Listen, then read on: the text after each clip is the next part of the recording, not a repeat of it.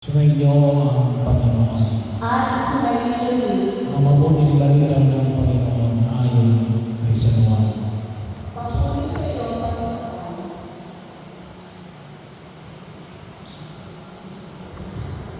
Noong panahon habang nakahilig kasama ang kanyang mga laman, naguguluhan sinabi ni Jesus, "Tandaan ninyo, ako'y ipagkakaroon ng isa sa inyo." Nagkatilinan ng mga lagad, hindi nila alam kung sino ang kanyang tinutukoy. Ang alagad na ninamahal na Jesus ay naghihilig na kalapit niya. Pinalapit siya ni Simon Pedro at sinabi, "Itanong mo kung sino ang tinutukoy niya." Pero nalilid siya sa ibig na Jesus at tinanong, "Panginoon, sino po ba ang tinutukoy ninyo?"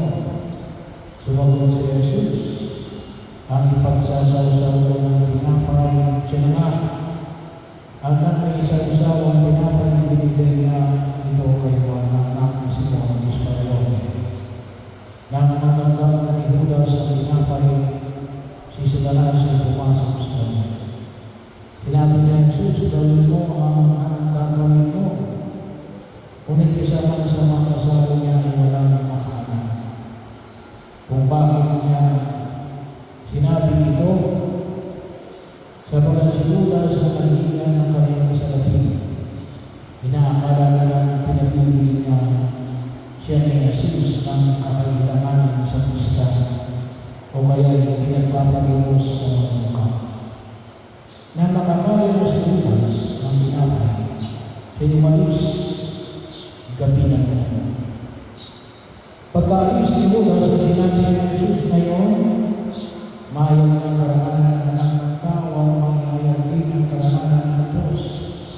Sa pamamagitan niya at kung mayayaw ng karamanan ng Diyos, ang Diyos naman ang magayaw ng karamanan ng anak. At gagawin niya ito agad. Mga anak, kaunting panahon na lamang ninyo makakasama. Hanapin ninyo ako, ngunit sinasabi ko sa inyo, ngayon na sinasabi ko sa mga Hudyo, hindi kayo makapupunta sa paroonan ko." "Saan po kayo pupunta, Panginoon?" tanong ni Simon Pedro. Sumagot si Jesus, "Sa paroonan ko hindi ka makasusunod ngayon, ngunit susunod ka pagkatapos." "Bakit hindi mo ako makasunod sa inyo ngayon?" tanong ni Pedro.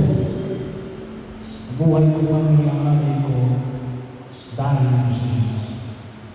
Sumagot si Jesus, "Iaalay mo ang iyong buhay dahil sa akin? Tandaan mo bago kanilaan ang manok, makaitlo mo ako